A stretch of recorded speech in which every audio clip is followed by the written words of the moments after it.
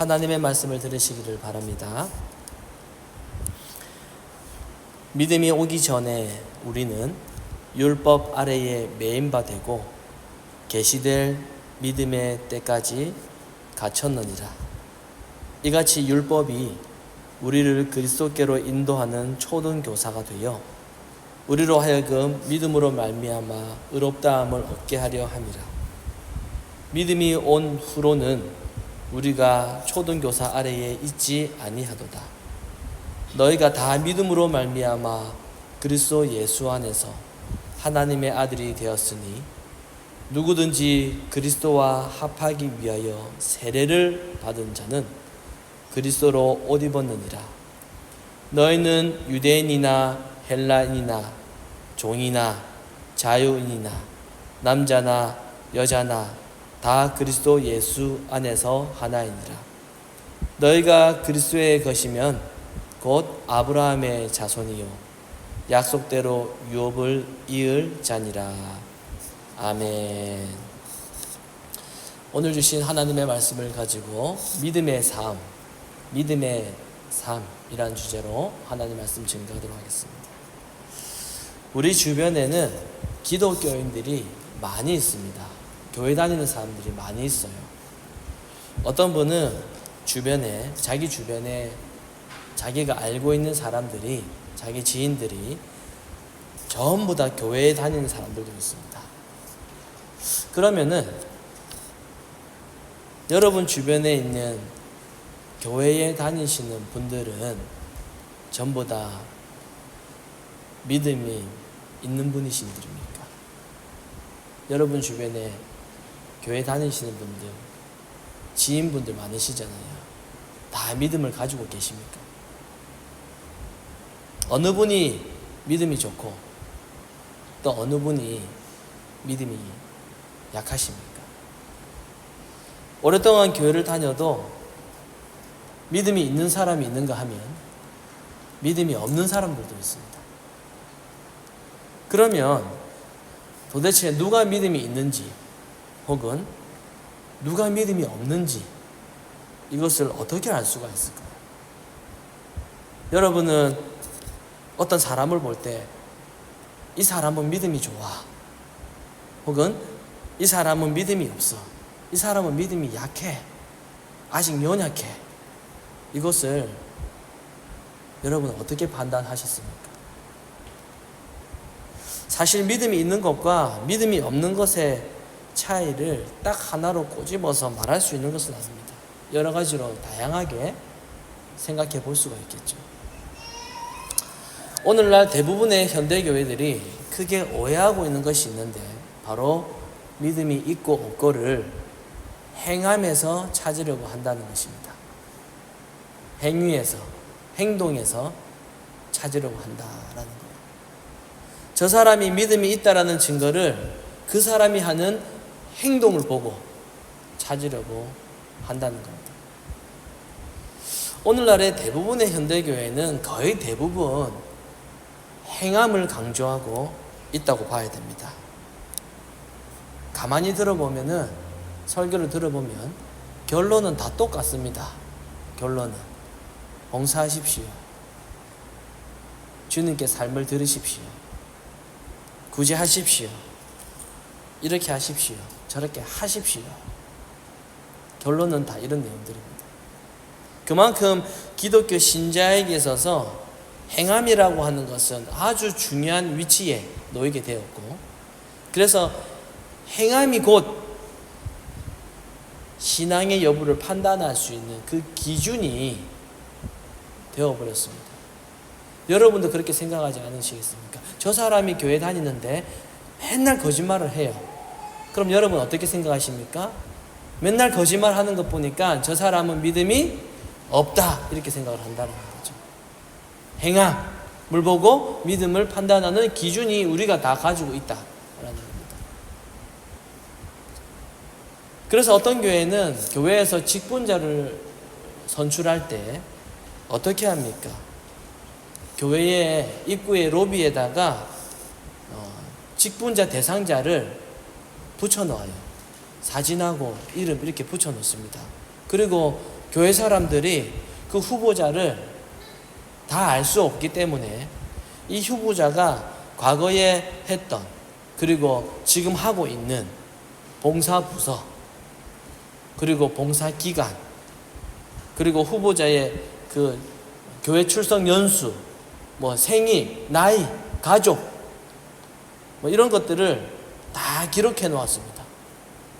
찬양대를 몇 년을 했고 그리고 전도회에서 어떤 임원을 했고 그리고 주일학교 교사를 몇 년 했다 이런 내용들을 다 써놓습니다. 그러면 사람들은 교회에 와서 후보자가 했던 그 봉사 스펙 소위 행위 스펙을 보고 직분자를 뽑게 됩니다. 아, 이 사람 주일학교 10년 했네. 뽑힐만해. 뭐 몇 년 했네. 뽑아줄만해.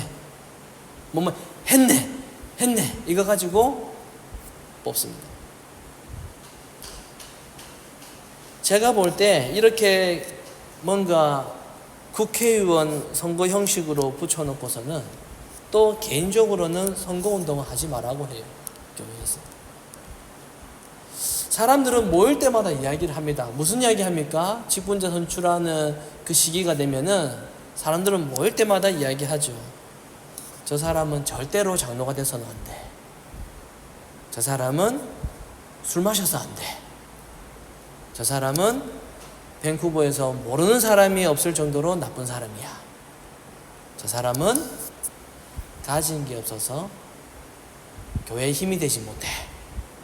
이런 이야기를 합니다. 물론 여러분, 우리 눈에 보이는 것은 행동이에요. 사람의 행함입니다. 열심히 하고 땀 흘려서 봉사하고 우리는 이런 것만 눈에 보입니다. 그리고 주보를 보면은 숫자, 이게 눈에 보여요. 예전에 어떤 분이 저에게 하신 말씀이 있습니다. 교회에서 직분자가 되려면은 가장 먼저 주차 봉사를 먼저 해야 된다고 해요. 주차. 저 밖에서 주차 봉 들고 이렇게 막. 특히 이제 비 많이 올 때 아니면 뭐 오늘처럼 아주 더울 때 주차 봉사 해야 된다고 해요. 그 다음에는 교육부서 부장을 해야 된다고 합니다. 교육부서에 선생님들 많이 있잖아요. 교육부서 부장을 해야 되고 마지막에는 새가족부와 안내부를 해야 된다고 합니다. 재정부 이런 거 하면은 재정부실 안에 거기에 막 갇혀있기 때문에 사람들이 모르기 때문에 절대로 뽑아주지 않는다라는 거예요. 그 말을 들으니 정말로 안타까웠습니다. 이렇게 직분의 타락은 교회의 타락이 되는구나. 그런 생각이 들더라고요. 여러분, 이 모든 것은요, 왜 이렇게 이야기를 하냐면은 눈에 보이는 행함을 통해서 믿음을 판단하기 때문입니다. 눈에 보이는 행함. 여러분은 어떻게 생각하십니까? 여러분은 믿음이 있는지 믿음이 없는지 이걸 무엇을 가지고 여러분은 판단하십니까?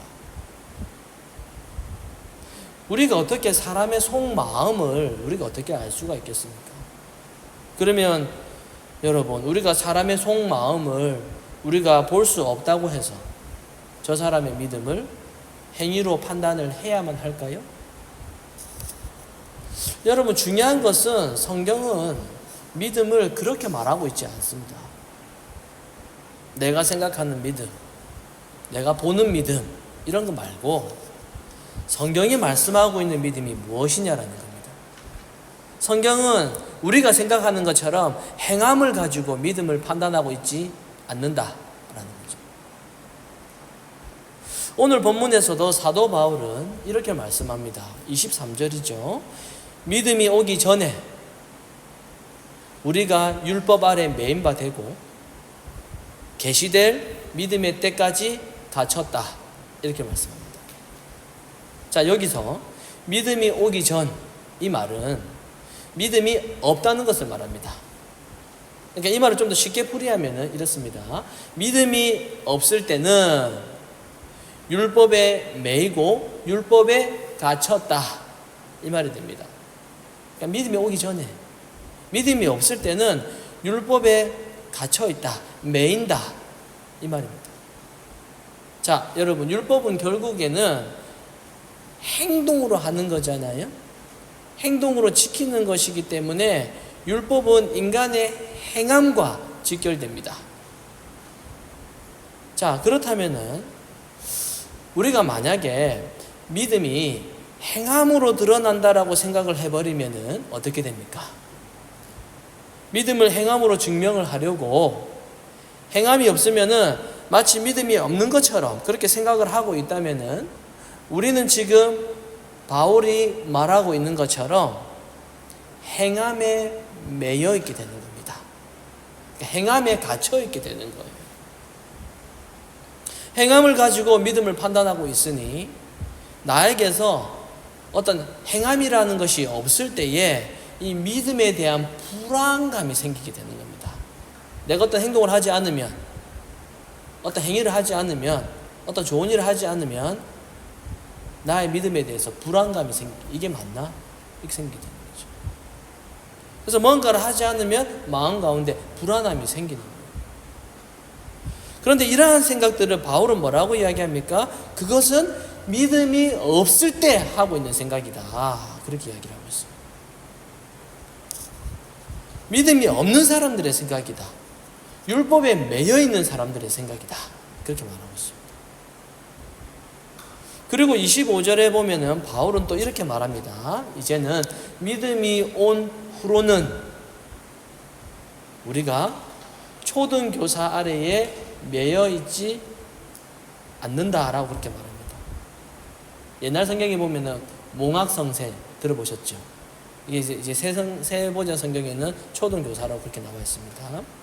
그러니까 자, 방금 전까지는 바울이 뭐라고 이야기를 했죠? 믿음이 오기 전에, 믿음이 없을 때에 이제 하는 생각에 대한 특징을 잘 이야기를 했고, 이제는 믿음이 온 후에 그 특징을 설명하고 있습니다. 자, 여기서 초등교사는 율법을 의미합니다. 율법입니다. 율법. 자, 그래서 이 구절의 의미는 믿음이 온 후로는, 믿음을 가진 후로는, 그러니까 믿음을 소유하면은 우리가 율법 아래에 매여 있지 않는다 이 말입니다. 자, 믿음을 소유하면은 그 믿음이 우리를 이 율법으로부터 자유하게 한다라는 뜻입니다. 다른 말로 하면은 믿음이 행함으로부터 자유하게 한다라는 뜻입니다. 자유롭게 한다는 뜻입니다. 믿음이 있다면은, 믿음이 있는 사람이라면 내가 뭔가를 해야만 돼, 뭔가를 지켜야만 돼, 이런 생각에서 자유롭게 된다라는 겁니다. 자, 바울은 이 율법의 역할은 우리를 그리스도에게로 인도하는 초등교사라고 그렇게 말합니다. 자, 그러면 바울은 왜 이 율법을 지금 몽학선생, 초등교사라고 그렇게 표현하고 있을까요? 그 이유는 이 율법이 가지고 있는 기능 때문이에요. 자, 여기서 이 초등교사 설명이 좀 필요하겠죠. 그 당시에 이 초등교사가 뭐냐면은 어린아이들을 돌보고 그리고 보조하는 역할을 하는 사람을 말하는데, 그 당시에 고대 그리스 시대에서는 모든 아이마다 다 집에 가정교사를 다 두었어요. 그래서 오늘날로 치면은 집에서 같이 살고 있는 가외교사예요. 그래서 각 가정에 있는 아이들에게 이 가정교사를 다 한 명씩 다 붙였습니다. 그래서 함께 살았어요. 그래서 이 초등교사는 아이들에게, 이 아이들과 같이 살면서 아이들에게 초등학문도 가르치고, 그리고 옷 입는 법도 가르치고, 식사하는 법도 가르치고, 그리고 예절, 그리고 아이들을 돌봐주고, 또 학교에 데리고 다니는 그러한 역할들을 이 초등교사가 그 당시에 같이 살면서 다 했습니다.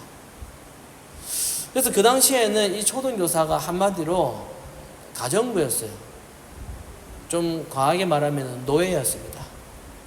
그래서 각 가정의 아이들에게 그런 교육을 의무적으로 해야만 하는 그러한 가정부가 바로 초등교사였습니다. 그래서 이들은 자기가 맡은 아이가 성인이 될 때까지는 적어도 그 아이에게는 스승과 같은 그러한 역할을 했고, 또 아이는 이 초등교사에게 순종만 해야 했습니다. 그러나 시간이 흘러서 이 아이가 성인이 되면은 이 초등교사는 아이에 대해서 더 이상 어떤 스승이나 또 자기가 어떤 이 후견자로서의 그 어떤 권한도, 그 어떤 역할도 가질 수가 없습니다. 그리고 이 아이는 이제 다 성장했기 때문에 초등교사에게 순종해야 하는 것이 아니라 그에게서 어떻게 한다고요? 이제는 벗어나는 겁니다. 그래서 벗어나서 자유롭게 되었던 것입니다. 자, 바울은 지금 이러한 초등교사의 관습을 이야기를 하면서 율법과 그리고 복음과의 이 관계를 설명하고 있습니다. 자, 그러면 바울이 율법을 지금 이렇게 초등교사라고 말하고 있는 이 이유가 무엇일까요?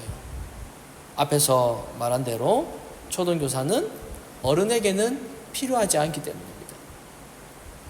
어린아이, 다른 말로 하면 믿음이 오기 전에 어리석은 사람을 가르치기 위해서 율법을 초등교사로 그렇게 설명하고 있습니다. 그리고 여기서 믿음이 오기 전, 이 믿음이 오기 전에 이 어리석은 사람은 어떤 사람을 말하냐면은 교회 처음 나오는 그런 초신자를 의미하는 것이 아니라 인간의 선행으로 믿음이 증거된다라고 말하고 있는 사람, 그리고 믿음의 행동으로 드러나야 된다라고 생각하는 그러한 사람, 이게 바로 믿음이 오기 전에 어리석은 것입니다. 그래서 율법은 인간의 그러한 생각들이 얼마나 어리석은지를 가르쳐주기 위해서 초등교사의 역할을 하고 있는 것입니다. 그래서 24절을 보면은 이렇게 말씀합니다. 이같이 율법이 우리를 그리스도에게로 인도하는 초등교사가 되어 우리로 하여금 믿음으로 말미암아 의롭다함을 얻게 하려 함이다. 자, 이 말은 율법이 우리를 그리스도에게로 인도하는 초등교사인데, 그러나 우리가 의롭다함을 얻는 것은 이 초등교사 때문이 아니라 믿음에 의해서 된다라는 겁니다.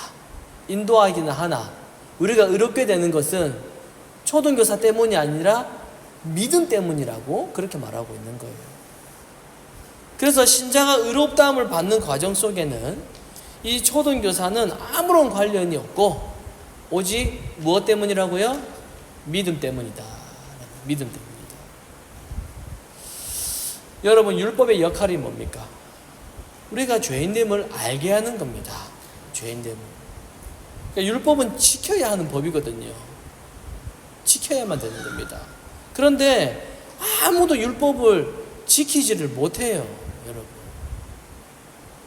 그래서 율법은 신자가 완전히 지켜서, 신자가 잘 지켜가지고 이것을 완성해야 하는 것이 아니라, 율법은 초등교사로서 인간의 무지함을 알게 하고, 인간의 쓸모없음을 알게 하고, 인간이 의롭지 못함을 알게 하고, 그리고 인간이 구원받지 못한다라는 것을 지적하는 그러한 역할을 이 율법이 하는 겁니다. 그게 율법의 기능이고 율법의 역할입니다. 그런데 이렇게 죄에 갇혀있는 우리들에게, 이 율법에 갇혀있는 우리들에게 예수님께서 그 행하신 것이 우리에게는 복음으로 다가온 것입니다. 예수님의 행하심이 무엇이죠? 죄에 갇힌 우리들이 의롭게 되는 것. 우리의 선행이나 뭔가 우리가 율법을 지키는 것과 아무런 상관이 없다라는 것을 선포하시는 것, 그것이 바로 복음의 내용입니다. 그래서 여러분, 신자가 의롭게 되는 것은 이 세상에서 유일하게 의로우신 예수님을 믿는 것, 그것밖에 없습니다. 그래서 믿음이 온 이후로는 더 이상 율법에 매이지 않고, 다만 그리스도께서 모든 것을, 예수님께서 완전히 다 행하셨다라는 것을, 그것을 믿는 자로 살아갈 뿐입니다. 그래서 믿음이 온 이후의 신자는, 그러니까 믿음을 가지고 있는, 믿음을 소유한 신자는 이제는 더 이상 실천을 해야만 믿음이 있다는 증거야, 행함을 해야만 믿음이 있다는 증거야, 이런 말 하지 않습니다. 혹여나 자기 자신이 주변에 있는 사람들에게 뭔가 칭찬을 들을 만한 행동을 했다고 하더라도 그것은 처음부터 끝까지 자신의 행함을 보이는 것이 아니라 오직 그리스도의 의로움만을 바라보게 되는 것입니다. 자기 행함을 보는 게 아닌 거죠.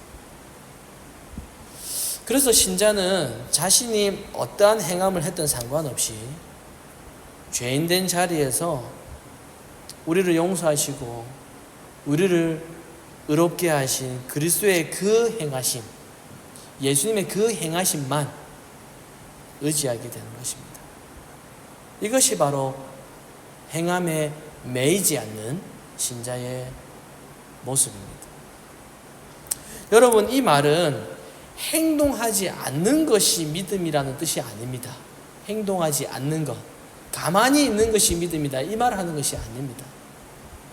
자신의 그 어떤 행함에도 매이지 않는 것이 믿음이라는 것입니다.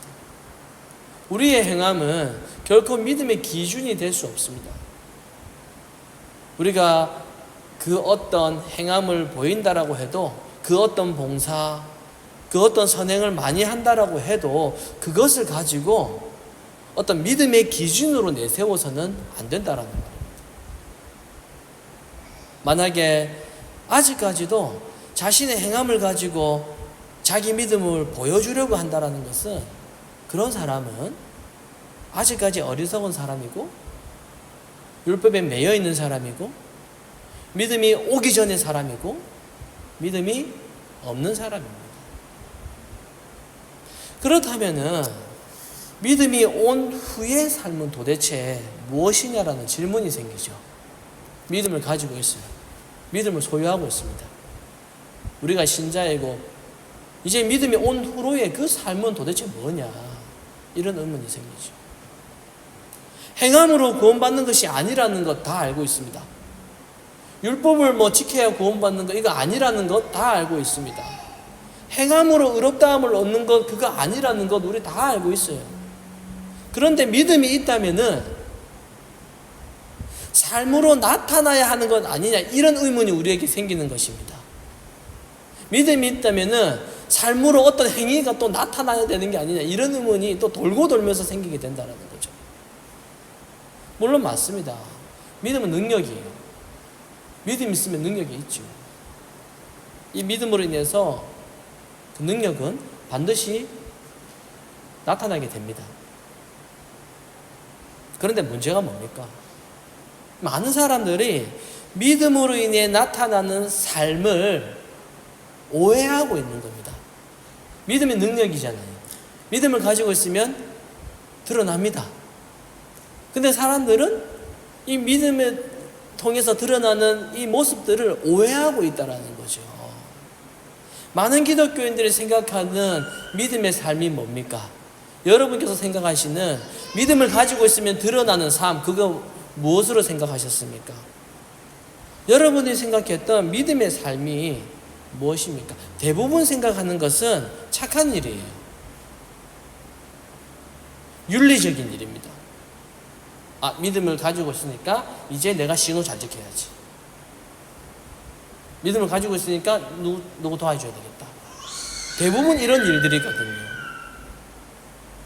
혹은 누군 도와주는 것이나 교회 봉사 열심히 하는 것, 이게 믿음의 삶이라고 사람들이 그렇게 생각을 해요.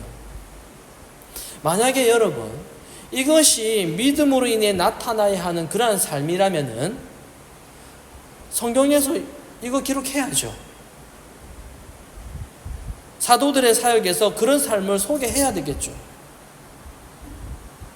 여러분, 믿음의 삶이 고작 착한 일이라면은, 고작 누구 도와주는 믿음의 삶이 고작 누구 도와주는 그 정도라면은 수십억 기부하는 그런 연예인들은 다 천국 가야 돼요. 성경에도 사도들의 선행을 많이 기록해야 되고요.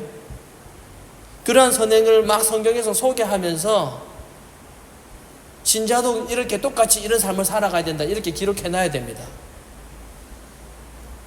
하지만 여러분, 성경은 사도들의 그런 선행의 삶에 초점을 맞추고 있지 않습니다. 성경에서 기록되고 있는 믿음의 삶, 사도들의 삶의 모습은 예수님을 그냥 전부로 생각하는 사람들이에요. 그냥 전부입니다. 그렇게 소개하고 있을 뿐입니다. 전부 다. 우리는 이 점을 생각해야 되는 겁니다. 예수님이 전부라는 거예요. 만약에 선행이나 착한 일, 눈에 보이는 그러한 실천이 믿음으로 나타나야 하는 삶이 만약에 그런 것들이라면은 여러분은 날마다 선행을 하기 위해서 밖으로 나가셔야 돼요. 여러분이 믿음이 가지고 계시다면은 맨날 나가셔야 됩니다. 지금 당장 선행하기 위해 나가셔야 됩니다. 그래야 믿음이 나타난다면은 지금 당장 가난한 사람들 찾아가야 되고요. 복지관 찾아가야 되고 그렇게 봉사해야 됩니다. 가서 청소하고 기저귀 빨고 화장실 청소.